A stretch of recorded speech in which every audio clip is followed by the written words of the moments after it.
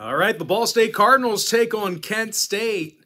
That's going to be a 6:30 Eastern tip-off on Friday, January 20th, 2023. Happy Friday to you. The weekend's finally here.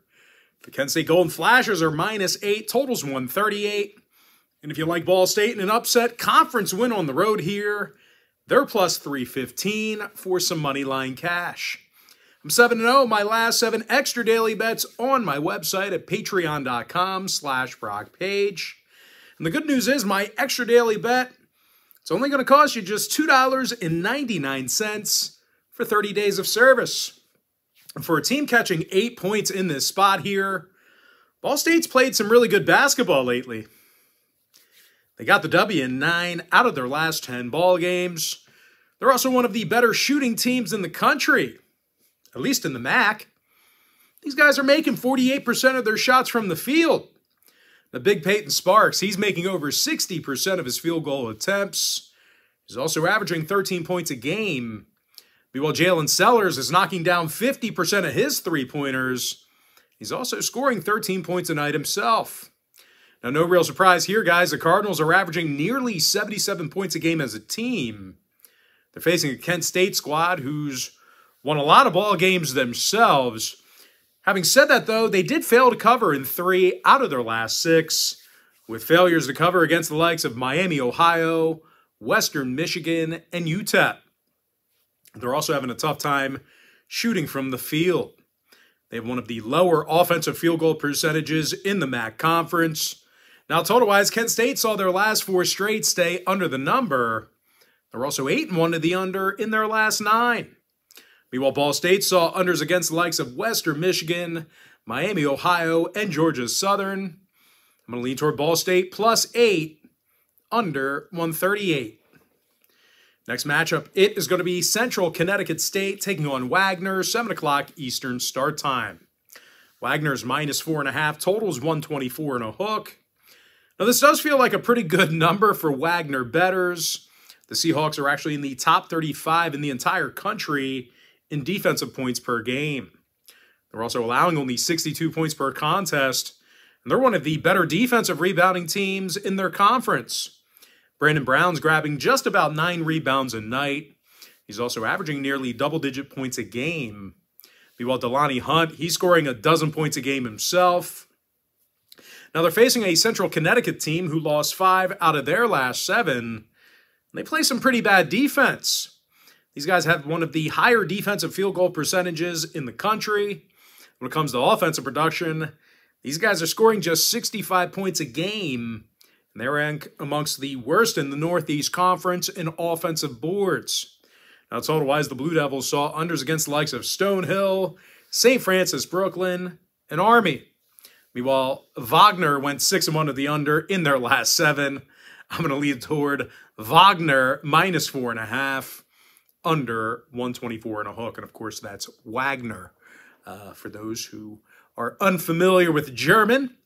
All right, next game, VCU taking on Richmond, 7 o'clock Eastern tip-off. Virginia Commonwealth is -1, totals 131. Now, I'll tell you what, this line is flipped all morning long. We saw VCU as high as -1.5. Also saw them catching a point at one point as well. But regardless of the line, this is a real good basketball team. The Rams won their last 4 straight. And they also got the W in 9 out of their last 10. Now, when it comes to defensive play, VCU's been real tough to score against. These guys allowed just 64 points a game. They're led by Adrian Baldwin, who has 34 steals on the season. Now, Baldwin's also second on the team in scoring, and he's drilling 44% of his long balls. He's been a real legit deep ball threat. Meanwhile, Brandon Johns is scoring a team-high 12.5 points a game. Now, they're facing a Richmond team who got held to 64 points or less in their last 3 straight, really struggling offensively. And no real surprise here, guys. The Spiders are averaging just 68 points a game for the entire season. And even though Richmond's been pretty good on defense this year, they actually have not rebounded all that well. Now, total-wise, Richmond went 4-2 to the under in their last 6. Meanwhile, VCU saw unders against the likes of UMass, Dayton, and Navy. I'm going to lean toward Virginia Commonwealth, -1, under 131. Next game, little Big East action. Talking about Villanova at St. John's, 7 o'clock Eastern start time. St. John's is -4, totals 151. Now, St. John's covered in their last 3 straight, and they're winning a bunch of games as the home team. They're 9-2 straight up in the friendly confines, and they're a top 20 offensive rebounding team. Joel Soriano's 3rd in the country with over a dozen rebounds a night. He's also the Red Storm's leading scorer with 16.5 points a game. Meanwhile, Posh Alexander scoring just about double-digit points a night. He's also leading the team with 42 steals.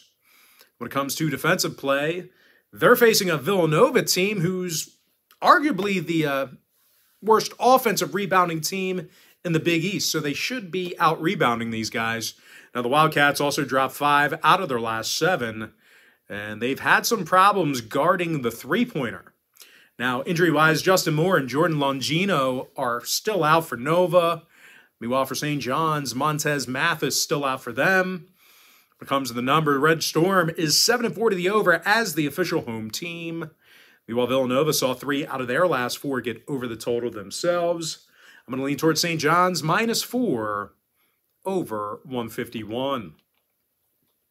Next matchup, it is going to be Toledo taking on Buffalo, 8:30 p.m. East. Toledo's the 5-point favorite, totals 167. And even though Toledo's been scoring an insane amount of points, they played some pretty bad defense on the road. They're allowing nearly 80 points a game when they travel. And that's certainly bad news because Buffalo's in the top 30 in the nation in home scoring. Toledo's also had a tough time covering the number in spots. They failed to cover recently versus the likes of Kent State, Ball State, and Marshall. And no real surprise here, guys. The Rockets are letting their opponents make nearly 40% of their field goals against them.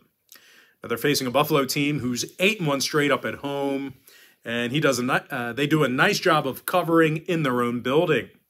Matter of fact, the Bulls failed to cover only 1 time in their own arena. They're also scoring 87 points a night there, and they're led by Curtis Jones, who averages 15 points a game. Meanwhile, Zid Powell's also dropping over 14 points a night as well. When it comes to the total, the Bulls saw overs in their last 3 straight. Meanwhile, Toledo's 14-3 to the over in all of their qualifying ball games. I'm going to lean toward Buffalo +5 over 167. And with that, we're going to jump into our next and final matchup for the video. It is going to be Boise State taking on New Mexico. And that'll be an 11 o'clock Eastern tip-off. New Mexico is -3, totals 145. And for whatever reason, I don't know why, I just really don't like the Lobos in this spot. They played good basketball this year. They're a great team. They cover point spreads. But more recently, they failed to cover in 3 out of their last 6, with 2 of those failures being outright losses. As a matter of fact, this New Mexico team has given up 71 points or more in 4 out of their last 6. They're having significant problems on defense here lately. And I'll tell you what, that's really not that all surprising because New Mexico allows 70 points a game in their own building. Now, they're facing a Boise team who's on a 5-game heater themselves. They play some of the toughest defense in the country. They're actually limiting their competition to just 60 points a game. And equally as impressive, the Broncos are holding their opponents to just 39% shooting from the field. Marcus Shaver has 27 steals on the season, 13 points a night for the senior. Meanwhile, Max Rice and Chibuzo Agbo, they make over 43% of their three-pointers respectively. When it comes to the total, Boise held New Mexico to just 67 points a game in their last 10 head-to-head meetings. Actually, 6 out of those 10 contests fell under the number as well. Meanwhile, New Mexico saw their last 3 straight stay under the total. I'm going to lean toward Boise +3 under 145. And with that, guys, we are going to jump into our quick pick recap. I like Ball State +8 under 138. Virginia Commonwealth -1 under 131. St. Francis Brooklyn +6 under 138. I'm 7-0, my last 7 extra daily bets on my website at patreon.com/BrockPage. Give me Stonehill -5 under 145.